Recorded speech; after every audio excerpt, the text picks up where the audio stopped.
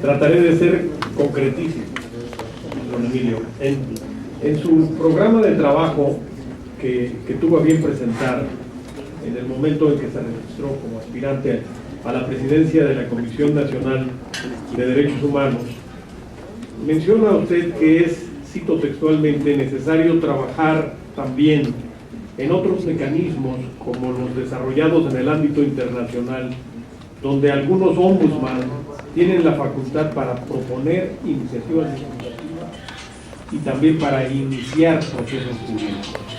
¿Pudiera ampliarnos un poco en qué consisten estas facultades, sobre todo de iniciar procesos jurídicos? Gracias. Gracias. Con mucho gusto, senador Joaquín Coelho. Hay algunos casos del modelo, los modelos en América Latina. Debo que comentarle que bajo un análisis de derecho comparado, el modelo mexicano es el más limitado del continente, en términos de las restricciones que se han dado a las atribuciones de los organismos públicos de derechos humanos. Y justamente se ha dado un lento y gradual proceso de revisar esas atribuciones. Respecto a lo que sucede en Colombia, en Perú, en Argentina, en Costa Rica, son estas instituciones, en algunos casos la Defensoría de los Habitantes, en otros la Defensoría del Pueblo, donde, por ejemplo, en el debate legislativo tienen esa facultad, o también, por ejemplo, en casos específicos que tienen que ver con violaciones graves o violaciones de lesa humanidad o violaciones de los derechos humanos que son tipificadas como las más extremas, que tienen que ver con casos de desapariciones forzadas, de ejecuciones extrajudiciales, de tortura y de algunos otros casos extremos, que es lo que hace no solo se documenta en materia no jurisdiccional, sino que las comisiones inician procesos a través de una serie de normas que permitan una complementariedad con el sistema jurisdiccional. Esencialmente esa práctica se ha utilizado en Perú, se ha utilizado en Costa Rica, Colombia y Argentina. Muchas gracias. Gracias. Una precisión mayor en relación con el asunto del Consejo Consultivo.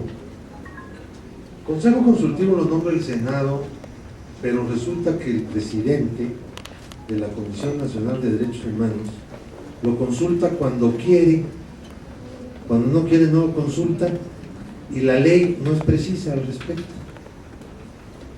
Entonces, ya se ve que para el legislador, mientras no cambie la ley, pues esta es una función que realiza el presidente de la comisión.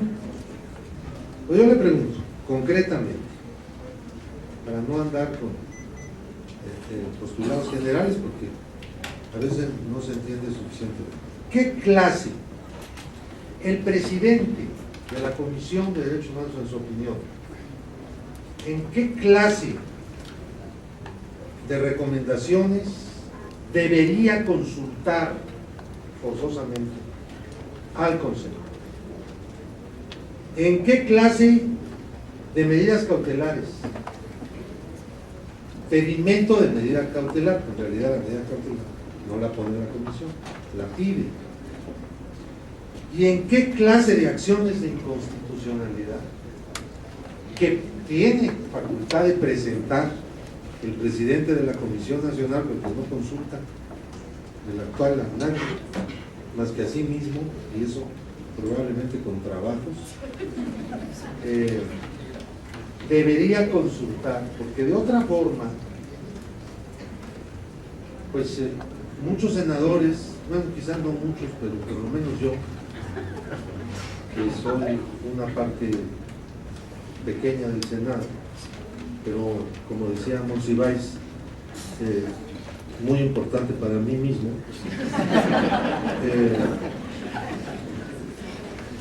nos preguntamos, no tiene sentido seguir nombrando miembros de un consejo que está a la disposición de un señor presidente de la comisión.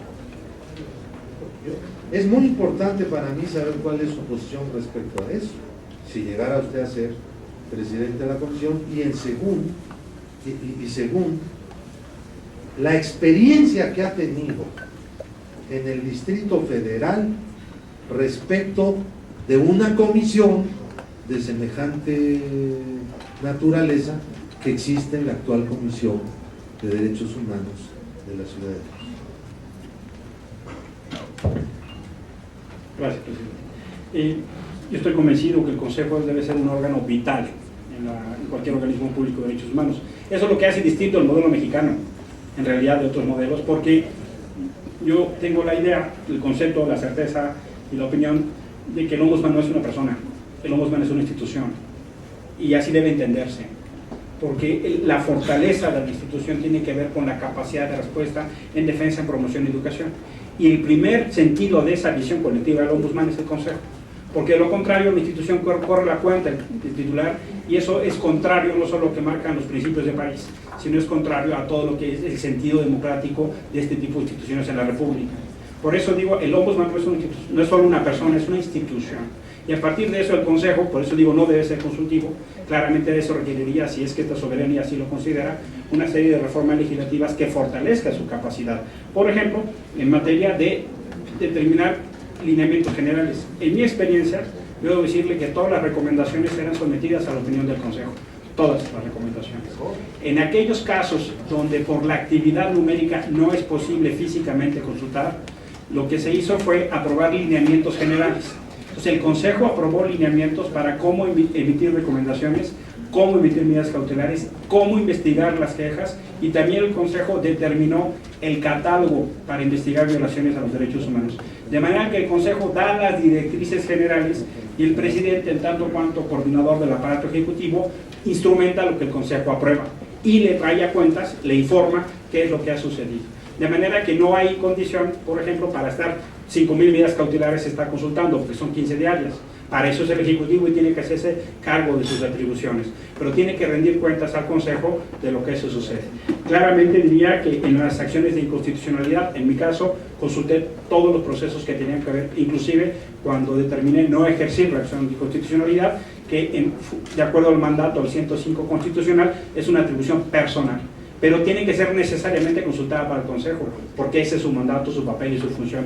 Y diría, hay claramente funciones que tienen que ser revisadas. Por ejemplo, usted mencionaba la experiencia en la CDHDF. La Comisión de Delito Federal es el organismo público del país que más quejas atiende en este país, inclusive por encima de la Comisión Nacional. En promedio, la CDHDF atendía 8,000 quejas y la Comisión Nacional 6,000. Y justamente la intervención del Consejo tiene que ver con el diseño de esos métodos que permitan que gente con un enorme reconocimiento le dé un respaldo ético, político y social a la institución.